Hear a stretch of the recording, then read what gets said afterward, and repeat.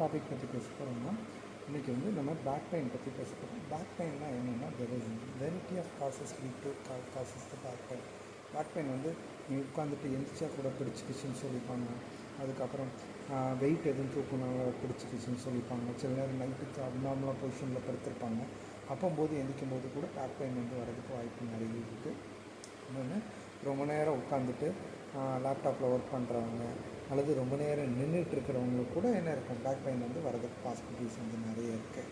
இந்த பேக் பெயினை வந்து நம்ம எப்படி அவாய்ட் பண்ணலாம்னா, to strengthen the back muscles. அதாவது என்ன இருக்கும், நீங்கள் ஒரு ஒர்க் பண்ணுறீங்கன்னா அந்த மசில்ஸை வந்து உங்கள் ஒர்க்குக்கு ஏற்றாப்புல எண்டூரன்ஸ் வந்து பண்ணிக்கிடணும். இல்லைன்னா என்ன ஆகும், மறுபடியும் வீக்னஸ் வந்து போகிறதுக்கு பாசிபிலிட்டிஸ் நிறைய இருக்குது.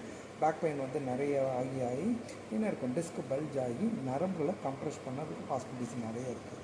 அதனால் ரேடியேட்டிவ் பெயின் வரதுக்கு வாய்ப்பு இருக்குது. ப்ளஸ் வந்து நம்னஸ் அண்ட் டிங்கிங் சென்சேஷன் கூட வரதுக்கு வாய்ப்புகள் நிறையவே இருக்குது.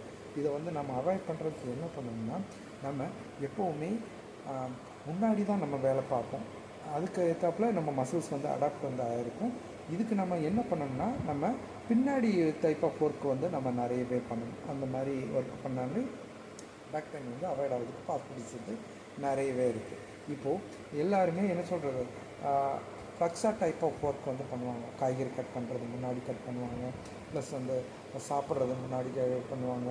கையை எல்லாமே முன்னாடி கொண்டு போவாங்க. இதனால் என்ன ஆகுதுன்னா, முன்னாடி உள்ள மசில்ஸ் வந்து ஓவர் ஒர்க் ஆகிறதுனால ஓவர் டைட்னஸ் வந்து ஆகிரும்.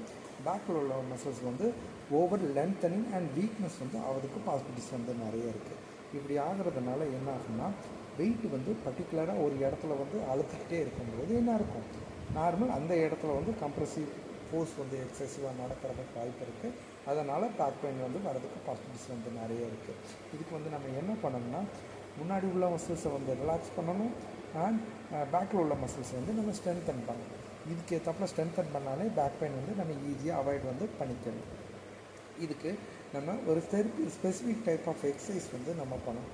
என்ன டைப் ஆஃப் ஸ்பெசிஃபிக் எக்ஸசைஸ்னால், நார்மலாக என்ன சொல்கிறது, pelvic bridging like exercise and back extensor exercise and cobra like stretches exercise. இந்த எக்ஸசைஸ்லாம் பண்ணால் என்ன இருக்கும், நம்ம பேக் இன்ஜரி வந்து ஃபர்தராக ஒர்ஸ்ட் ஆக விடாமல் நம்ம ப்ரிவென்ட் வந்து பண்ணிக்கலாம்.